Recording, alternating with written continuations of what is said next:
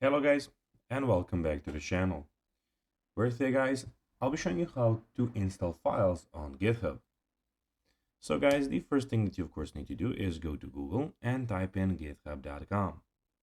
After that, you just need to go and log into your profile or register to GitHub if you haven't already done that, of course.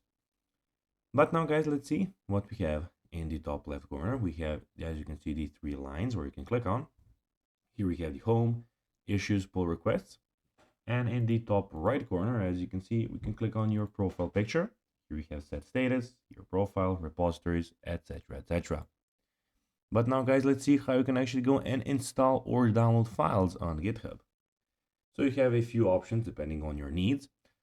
Download as a zip file. So navigate to the GitHub repository you want to download, then click the code button.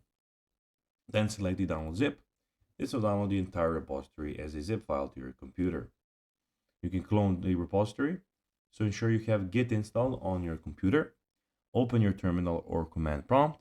Use the git clone command followed by the repository URL, for example, git clone, https, etc. Download individual files, navigate to specific file under the GitHub repository, click on the file to open it, click raw, right click and select save download file. Of course, you can fork and clone, fork the repository you own GitHub account by clicking on the fork button, clone the fork repository, and that's that. So guys, that will be everything for this video. I hope that you found this video informative and entertaining, guys. If you did, don't forget to like this video, share it, subscribe to the channel, and put the notifications on, as guys, this really helps us grow our channel. So if you have a few seconds, it would be pretty cool if you could do this for us. So guys, as I told you already, I hope that you enjoyed the video, and guys, as always, I'll be seeing you in the next one.